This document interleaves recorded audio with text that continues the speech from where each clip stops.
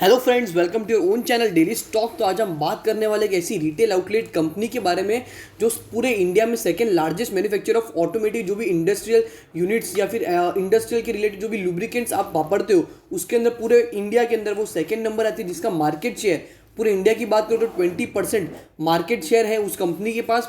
और उसी कंपनी का हम एनालिसिस करने वाले, दैट इज कैस्ट्रॉल इंडिया, जिसका नाम आपने बहुत बार सुना होगा और आपने बहुत सारी टीवी एड्स में भी इसका नाम सुना ही होगा। और ये कंपनी का एनालिसिस करने वाले, और ये कंपनी सिर्फ इंडिया में ही नहीं बल्कि ग्लोबल लेवल, पूरे वर्ल्ड लेवल पर ये कंपनी चलती है। और ये कंपनी फाउंड हुई थी 1910 में, दैट इज 1910 में कंपनी फाउंड हुई थी। और इसकी मार्केट में बहुत सारी सब्सिडरीज भी है, उसमें से एक का नाम है BP lubricants USA in, that is second Castrol France ऐसे, दैट इज साउथ अफ्रीका में भी इसके बहुत सारे बिजनेस है। उसके थ्रू ये कंपनी बहुत ही बड़े लेवल पे बहुत ही अच्छा खासा काम भी करती है। आपको बता दूं कि अगर अभी तक आपने हमारे चैनल को डेली स्टॉक को आपने सब्सक्राइब नहीं किया हो तो चैनल को जरूर सब्सक्राइब कर दीजिएगा, ताकि हम आपके सामने हर कंपनियों का अच्छे से अच्छा एनालिसिस ला सके, ताकि आपको भी पता चल सके कि आपको कौन सी कंपनी में निवेश करना चाहिए लॉन्ग टर्म पर्पस के लिए। अगर आपको भी और कोई दूसरी कंपनी का एनालिसिस चाहिए हो तो हमें उसका नाम भी कमेंट सेक्शन में जरूर बता दीजिएगा, ताकि उस कंपनी का एनालिसिस भी हम आपके सामने जल्द से जल्द ला सके। Let's begin. सबसे पहले हम कंपनी के बारे में बात करें, दैट इज कैस्ट्रॉल इंडिया। जो कंपनी है वो मेन किसके ऊपर एंगेज है? टोटल अगर बात करूँ कंपनी के बारे में तो रिफाइंड और पेट्रोलियम और कोक के जो भी बिजनेस होते हैं, बिजनेस मॉडल होते हैं, उसके बारे में हम कंपनी के बारे में बात करेंगे। कंपनी उसके थ्रू किस तरह का revenue as well as profit कमाती है। तो सबसे मेन बात करूँ तो कैस्ट्रॉल इंडिया की जो ऑयल होते हैं वो बहुत ही ज़्यादा इफेक्टिव होते हैं मार्केट में, या फिर ऑटो इंडस्ट्री के सेक्टर में बात करूँ तो उसका जो ऑयल है वो बहुत ही ज़्यादा वापरा जाता है। तो उसके कारण मुझे ऐसा लग रहा है कि इन फर्दर मतलब पिछले अगले कुछ 5 या 6 साल में इसका जो बिजनेस है वो और ज़्यादा बढ़ सकता है। अब ये तो बात कर ली हमने कंपनी के बारे में। अब कंपनी डेटा को हम एनालिसिस करेंगे तो आज इसकी जो मार्केट की ओपनिंग हुई थी प्राइस की शेयर की वो हुई थी 124.8 रुपीज़ पे, और इसने जो प्रीवियस क्लोज था वो था 123.7 पे। और इसकी जो वॉल्यूम की बात करें तो वॉल्यूम थी इसकी 8,18,514 की इसकी आज वॉल्यूम थी मार्केट की। और मार्केट कैप की बात करें तो वो है more than 10,000 crore, that is 12,319 crore rupees का इसका मार्केट कैपिटलाइजेशन है, that is multiplied by number of shares into CMP, that is current market price. और इसका बीटा देखें तो वो है 0.67 और फेस वैल्यू है इसकी 5 रुपीज़। और हम सेक्टर का पी अगर हम कंपेयर करें तो सेक्टर का पी रेशियो है 16.3, जबकि इसका पी रेशियो हमको मनी कंट्रोल के डेटा के हिसाब से शो नहीं हुआ है। बट फिर भी ओवरऑल हम कंपनी का एनालिसिस करेंगे ताकि आपको पता चल सके कि ये कंपनी इन फ्यूचर ज़्यादा अच्छा कर सकती है या नहीं। कंपनी के डिविडेंड यील्ड की बात करो तो डिविडेंड यील्ड भी कंपनी का काफ़ी ज़्यादा अच्छा लगा मुझे। कंपनी की बात करो तो इट इज़ 4.42% का कंपनी का डिविडेंड यील्ड है, जो कि बहुत ही ज़्यादा अच्छा भी है और लॉन्ग टर्म के लिए भी है। शेयर आपको बहुत ही अच्छा खासा रिटर्न भी आपको दे सकता है, ऐसा मेरा मानना है। अब हम कंपनी का फाइनेंशियल ट्रेंड कंपेयर कर लेंगे कि फाइनेंशियल ट्रेंड आपको किस तरह का इंडिकेशन दे रहा है इस शेयर में या फिर इस कंपनी में आपको निवेश करना चाहिए या नहीं, आपको किस तरह से इसमें आपकी पोजीशन बतानी चाहिए। तो अगर हम कंपेयर करेंगे तो कंपनी का जो रेवेन्यू है जो कि 2016 से लेकर हम देख सकते हैं कि 2019 तक का हमारे पास डेटा है, कंपनी ने बहुत ही अच्छा परफॉर्म किया मार्केट के अंदर। दैट इज 2018 की बात करें तो कंपनी का जो रेवेन्यू था वो तो ऑलमोस्ट 3.98 करोड़ रुपीज़ का, जो कि इस साल थोड़ा 2019 में घटकर हो चुका है 3.94 करोड़ रुपीज़। ऑल तो अच्छी बात यह है कि कंपनी का जो भी प्रॉफिट है, प्रॉफिट कंपनी ने मेंटेन रखा, जो कि 2018 में था 0.7 करोड़ रुपीज़, जो कि 19 में बढ़कर हो चुका था 0.82 करोड़ रुपीज़, जो कि बहुत ही अच्छी बात है कंपनी के पॉइंट ऑफ व्यू से। अब कंपनी की जो प्रमोटर होल्डिंग है वो मुझे सबसे ज़्यादा अच्छी और अट्रैक्टिव लगी, बिकॉज कंपनी के अंदर जो भी टोटल प्रमोटर होल्डिंग है उसके अंदर कोई भी प्रमोटर होल्डिंग प्लेज की गई नहीं है। और promoter holding more than 50%, that is 51% जो होल्डिंग है वो कंपनी के प्रमोटर्स के पास है। और जो म्यूचुअल फंड होल्डिंग है वो है 4.1%, डीआईआई की होल्डिंग है 14.15%, एफआईआई की होल्डिंग है 11.53%, और रिटेल और अदर इन्वेस्टर मतलब आप जैसे मेरे जैसे कोई भी रिटेल क्वांटिटी में जो इसको बाय करता है उसके अंदर इन्वेस्टमेंट है 19.2% का। उसके अंदर जो इन्वेस्टमेंट है वो रिटेल पार्टीज का इसके अंदर है। अब हम देखेंगे कंपनी की जो प्रमोटर होल्डिंग है वो एकदम स्टेगनेंट और एकदम परफेक्ट, या फिर बात करें तो लॉन्ग टर्म के लिए बहुत ही ज़्यादा स्टेबल कंपनी है और आपको एक नॉर्मल या फिर जो रेट ऑफ इन्फ्लेशन है उसको बीट करके आपको अच्छा खासा रिटर्न दे सकती है। बिकॉज जो कंपनी की प्रमोटर होल्डिंग 2019 के अगर जून क्वार्टर की बात करूँ तो वो थी 51%, जो कि इस क्वार्टर में भी ऑल दो सिचुएशन बहुत ही ज़्यादा वर्स्ट थी, बिजनेस बहुत ज़्यादा कम हो गया था, कंपनी चाहती तो कंपनी अपने शेयर को प्लेज करके अपना बिजनेस कर सकती थी, बट फिर भी ऑल दो कंपनी जो प्रमोटर होल्डिंग है वो स्टेगनेंट रही है, डेट इज 51% की जो कंपनी जो प्रमोटर होल्डिंग है वो सेम रही है। अगर हम बात करें म्यूचुअल फंड होल्डिंग के बारे में, तो म्यूचुअल फंड होल्डिंग जो कि सितंबर 2020 क्वार्टर्स में जो की थी पहले 4.47, वो बढ़कर हो चुकी है 4.11%। और number of mutual funds decrease from 21 to 20 मतलब जो म्यूचुअल फंड्स जो भी हाउस इसके अंदर इन्वेस्ट करते हुए, वो पहले 21 म्यूचुअल फंड हाउस इसके अंदर इन्वेस्ट करते हैं, जो कि एक कम हो चुका और हो चुका है 20। और FII have increase holding from 11.46% to 11.53%, that is again a good indication. And number of FII decrease from 213 to 199 in सितंबर 2020 क्वार्टर। ऑल दो जो कंपनी जो भी FII होते हैं उसका जो इन्वेस्टमेंट है वो बढ़ चुका है, वो बहुत ही ज़्यादा इंपॉर्टेंट फैक्टर होता है कंपनी के अंदर। और DII की जो होल्डिंग है वो थोड़ी सी घटकर हो चुकी है 30.11 से 29.8%। अब हम कंपनी का रेवेन्यू स्टेटमेंट कंपेयर कर लेंगे पिछले कुछ सालों से, तो कंपनी ने किस तरह से मार्केट में रिटर्न दिया है, किस तरह से कंपनी ने परफॉर्म किया है। तो हम देखेंगे कि मार्च क्वार्टर 2020 में जो कंपनी का हम देखेंगे कि हम जो कंपनी का जो है वो हम कंपेयर करेंगे कंपनी के पिछले कुछ क्वार्टर से कंपनी ने किस तरह से परफॉर्म किया है। बात करते हैं मार्च क्वार्टर के बारे में, तो कंपनी का जो सबसे पहले हम देखेंगे कंपनी का सेल्स, तो वो था 688 करोड़ रुपीज़, जो कि जून क्वार्टर में घटकर हो चुका था 490 करोड़ रुपीज़। और इस क्वार्टर में सितंबर क्वार्टर में बढ़कर हो चुका है 883 करोड़ रुपीज़ का कंपनी का सेल हो चुका है। अदर इनकम की बात करें तो अदर इनकम जो कि 2020 मार्च क्वार्टर में थी 19 करोड़ रुपीज़, जो कि जून क्वार्टर में 15 करोड़ रुपीज़ हो चुकी है। और इस क्वार्टर में थोड़ी सी गिरकर हो चुकी है 11 करोड़ रुपीज़।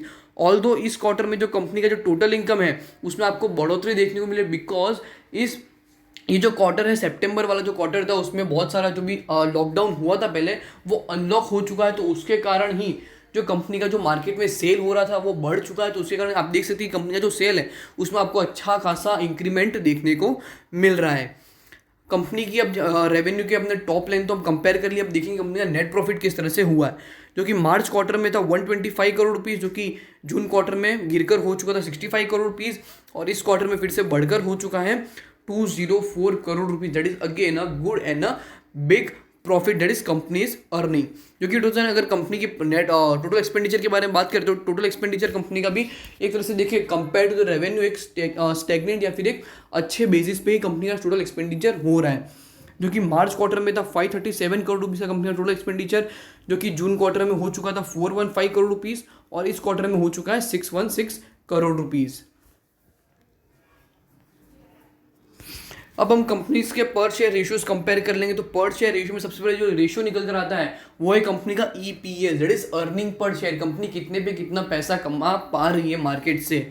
जो कि आप देख सकते 2017 में जो कि कंपनी का EPS था वो था 6.99 रुपीज़, जो कि 18 में हो चुका था 7.16 रुपीज़ और इस क्वार्टर में हो चुका दैट इज दिसंबर 2019 क्वार्टर में हो चुका 8.36 रुपीज़ पे। बुक वैल्यू के बारे में बात करें, बुक वैल्यू भी आपको काफ़ी अच्छे या फिर इंक्रीजिंग ट्रेंड में देखने को मिले। 2017 में कंपनी का जो बुक वैल्यू था वो था 10.31 रुपीज़, जो कि 18 में बढ़कर हो चुका था 11.78 और इस क्वार्टर में फिर से दिसंबर 2019 में बढ़कर हो चुका था 13.82 रुपीज़। और डिविडेंड की बात करें तो डिविडेंड भी कंपनी काफ़ी अच्छा पे करती है। 2017 में कंपनी ने एक शेयर के ऊपर 7 रुपये दिया था डिविडेंड, 18 में 5 रुपीज़ और 19 में 5.5 rupees as a purpose of investment नहीं, as a purpose of dividend company ने अपने शेयर होल्डर्स को दिया था। अभी बात करें तो कंपनी के जो भी हमको 2020 का अगर डेटा की बात करें तो और मनी कंट्रोल के डेटा के हिसाब से मैं आपको बोल दूं कि 2020 का डेटा अभी तक उस पर अवेलेबल नहीं है, बट फिर भी हम कंपनी को एनालिस करेंगे कंपनी ने किस तरह से मार्केट में परफॉर्म किया है। मार्जिन रेशियोज देखेंगे तो मार्जिन रेशियोज भी के अंदर 3 रेशियो है, that is first gross profit margin percentage, second one is the operating profit margin percentage या फिर operating margin percentage, and the third one is the net profit margin percentage. तो सबसे पहले जो रेशियो है वो है ग्रॉस प्रॉफिट मार्जिन परसेंटेज। तो उसका मतलब क्या होता है, कंपनी करंट ईयर में जितना भी ग्रॉस प्रॉफिट जनरेट करती है कंपेयर टू द कंपनी का जितना भी सेल्स हुआ है वो, उसका जो परसेंटेज फॉर्म निकल कर आता है वो होता है कंपनी का gross profit margin percentage.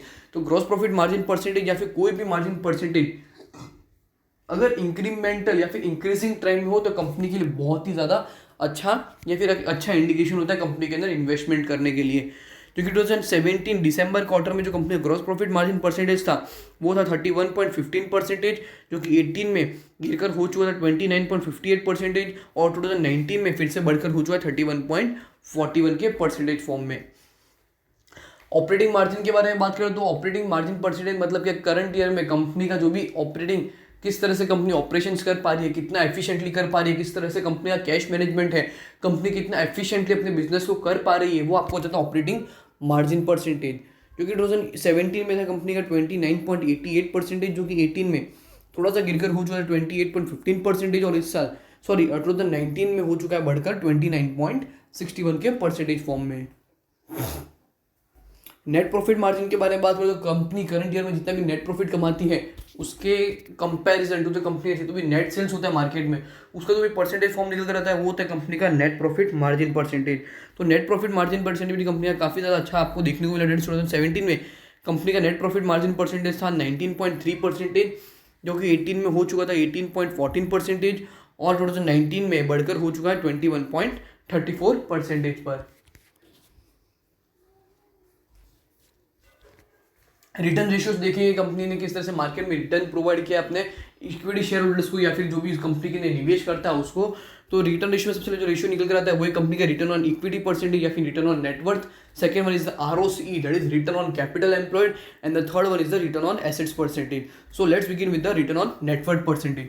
Company के जो भी इन्वेस्टर्स होते हैं, कंपनी के अंदर इन्वेस्टमेंट जिसने भी किया होता है, दैट इज शेयर होल्डर्स का जितना भी कंपनी में इन्वेस्टमेंट है उसके ऊपर कंपनी का जो भी प्रॉफिट निकल कर आता है वो होता है कंपनी का return on net worth percentage for the current year, जो कि 2017 में था कंपनी का 67.81%, जो कि 18 में हो गया था 16.76%, और 19 में थोड़ा और गिरकर हो चुका है 60.52 के परसेंटेज फॉर्म में। ऑल दो जो रिटर्न ऑन नेटवर्थ परसेंटेज आपको देखने को मिल रहा है वो comparison to the other company बहुत ही ज़्यादा अच्छा है और एट्रैक्टिव है। ROCE के बारे में बात करें, रिटर्न ऑन कैपिटल एम्प्लॉयड की बात करें तो कंपनी अपने बिजनेस में जितना भी पैसा इन्वेस्ट करती है उस इन्वेस्टमेंट के ऊपर कंपनी कितना खासा प्रॉफिट जनरेट कर पाती है वो होता है कंपनी का return on capital employed. Like कोई साइट नहीं बना दी या फिर कोई नया मैन्युफैक्चरिंग यूनिट या फिर कोई रिसर्च एंड डेवलपमेंट, उस प्रोजेक्ट में जो भी पैसा इन्वेस्ट होता है उस इन्वेस्टमेंट के ऊपर कंपनी कितना प्रॉफिट कमा पाती है वो होता है कंपनी का रिटर्न ऑन कैपिटल एम्प्लॉयड। तो वो भी था 2017 में 66.77%, जो कि 18 में बढ़कर हो चुका था 93.05%, और इस क्वार्टर 2019 में हो गया था 82.69 के परसेंटेज फॉर्म में।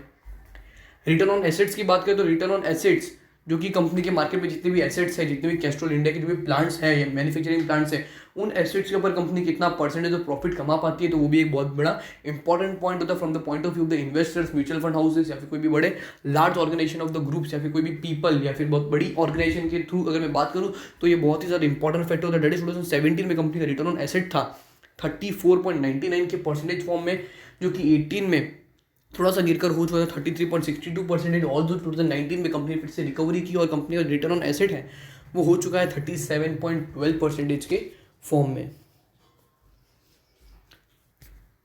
लिक्विडिटी के बारे में बात करें तो लिक्विडिटी रेशियो में सबसे पहले जो रेशियो है वो है कंपनी का current ratio, that is ideally होना चाहिए 2:1 के रेशियो में, that is current assets divided by current liability. अगर उससे ज़्यादा हो तो कंपनी के लिए एक नेगेटिव इंडिकेशन होता है। ऑल दो कंपनी की बात करें तो कंपनी का 2017 में जो कंपनी का करंट रेशियो था वो था 1.67, 18 में 1.87 और 2019 में हो चुका था 2.18 के रेशियो फॉर्म में। ऑल दो इस कंपनी के जितने भी फैक्टर्स हैं वो सब मुझे अच्छे लगे, बट कंपनी का जो करंट रेशियो है, हमारा जो स्टेपुलेशन या फिर हमारा जो भी एस्टिमेशन है उससे ज़्यादा था पिछले साल। क्विक रेशियो के बारे में बात करें तो क्विक रेशियो जो कि 2017 में था 1.33, 18 में था 1.37 और 2019 में हो गया था 1.82।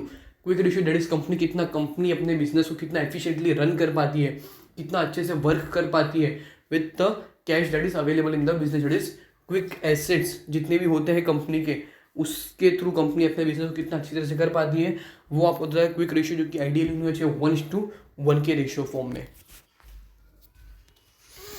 अब सबसे अच्छी बात कंपनी के बारे में मेरे को ये लगी, लेवरेज रेशियो सबसे रेशियो है वो है कंपनी का डेट टू इक्विटी रेशियो, जो कि 2017 से लेके 19 तक या फिर 20 तक की अगर बात करें तो कंपनी डेट फ्री कंपनी, जो कि सबसे अच्छा पॉइंट है कंपनी के बारे में। जो कंपनी की हम लास्ट में हम देखेंगे कंपनी का शेयर प्राइस क्या है, वो भी आपको बहुत ही ज़्यादा अच्छा और अट्रैक्टिव लगेगा कंपनी के अंदर इन्वेस्टमेंट करने के लिए, या फिर आप एकदम बल्क बाइंग भी करना चाहो तो कर सकते हो करंट मार्केट प्राइस के हिसाब से।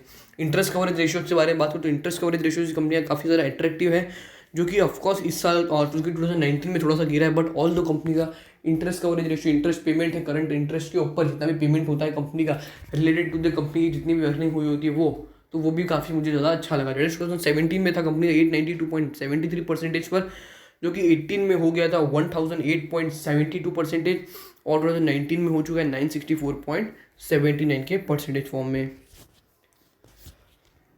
कंपनी का जो ग्रोथ है मार्केट में वो भी काफ़ी ज़्यादा अच्छा लगा मेरे को, जो कि 2017 में थी कंपनी की growth compare to CAGR, that is compound annual growth return through the sales, that is 2017 में था कंपनी का CAGR 2.79, जो कि 18 में हो गया था 8.81 और 2019 में हो चुका था 7.25% पर। Through it's net profit CAGR देखिए तो 2017 में था कंपनी का 20.74, 18 में 7.3 और 2019 में 10.72 के परसेंटेज फॉर्म में। ये तो हमने बात कर ली कंपनी के बारे में। अब कंपनी के बारे में हम ये देखेंगे कंपनी का सेल है वो किस तरह से ट्रेंड में आपको देखने को मिल रहा है। क्योंकि 2018 में कंपनी का सेल हुआ था 3905 करोड़ रुपीज़ का, जो कि 19 में थोड़ा सा गिरकर हो चुका है 3877 करोड़ रुपीज़। ऑल दो जो कंपनी का profit and effective tax rate अगर हम देखिए कंपेयर करें पिछले उसके एनालिसिस के, तो जो कि अगर हम देखिए 2019 में जो कंपनी का प्रॉफिट बिफोर टैक्स था वो था 1147 करोड़ रुपीज़, जो कि प्रॉफिट आफ्टर टैक्स कटकर हो चुका है 877 करोड़ रुपये, 877 करोड़ रुपये कंपनी का प्रॉफिट आफ्टर टैक्स है। ऑल दो उसमें आपको कोई भी डाउन ट्रेंड देखने को नहीं मिल रहा, ऑल दो कंपनी एक अच्छा मोमेंटम से आपको अच्छे से अच्छा रिटर्न आपको दे ही रही है। रिटर्न ऑन नेटवर्थ की बात करें तो रिटर्न ऑन नेटवर्थ भी कंपनी का काफ़ी ज़्यादा अच्छा और एट्रैक्टिव आपको देखने को मिला। डेट इज एक आप देख सकते हो 2017 से लेकर 19 तक की अगर बात करें तो आपको अच्छा सा अप ट्रेंड देखने को मिला। डेट इज 2019 में जो कंपनी की नेटवर्थ थी वो थी 1266 करोड़ रुपीज़। डिविडेंड की बात करें तो डिविडेंड भी कंपनी ने काफ़ी ज़्यादा अच्छा दिया। 2013 में 3.5 रुपीज़, 14 में 3.8 रुपीज़, 15 में 4.5, 16 में 5.5, 17 में 4.5, 2018 में 5 रुपीज़ और 2019 में 5.5 रुपीज़ कंपनी ने मार्केट में जो डिविडेंड दिया है पर शेयर वो भी काफ़ी ज़्यादा अच्छा और स्टैग्नेंट या फिर एक अच्छा पोजीशन में कंपनी ने दिया है। अब इंपॉर्टेंट बात ये होती है कंपनी का जो शेयर है करंटली मार्केट में कितने पे ट्रेड हो रहा है, जो कि बहुत ही ज़्यादा इंपॉर्टेंट फैक्टर होता है कंपनी के अंदर इन्वेस्टमेंट के लिए। जो कि अगर आप आज की बात करूँ तो आज इसने क्लोजिंग दी है 124.3 रुपीज़ पर आज इसने क्लोजिंग दी है। कंपनी की बात करें 5 ईयर हाई तो वो है इसका 246.44 रुपीज़, तो कि बहुत ही ज़्यादा बड़ी बात है। अगर ऑल टाइम हाई के हिसाब से अगर बात करूँ तो आपको ये शेयर ऑलमोस्ट आपको 100% डिस्काउंटेड प्राइस पे मिल रहा है। अगर मेरे हिसाब से मैं बात करूँ तो आपको इसमें बाइंग लेवल 115 रुपीज़ के आसपास से आप इसको बाइंग लेवल में आप इसको कंसिडर कर सकते हो फॉर लॉन्ग टर्म के लिए। लॉन्ग टर्म में आपको ये शेयर अच्छा खासा रिटर्न दे सकता है, ऐसा मेरा मानना है।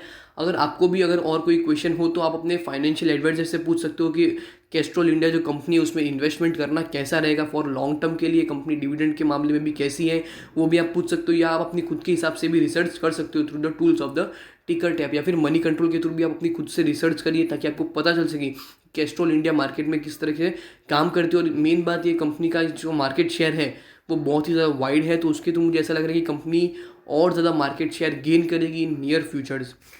सो होप करता हूँ कि आपको कैस्ट्रॉल इंडिया का जो भी हमने एनालिसिस किया वो आपको अच्छे समझ गया हो। अगर आपको वीडियो अच्छी लगी हो तो वीडियो को लाइक और शेयर ज़रूर करिएगा और हमें कमेंट सेक्शन में ज़रूर बताइएगा कि आपको वीडियो कैसी लगी हो। अगर आपको और कोई दूसरी कंपनी का भी एनालिसिस चाहिए हो तो मैं वो भी कमेंट सेक्शन में बता दीजिएगा ताकि हम उस कंपनी का भी एनालिसिस आपके सामने जल्द से जल्द ला सकें। So thank you.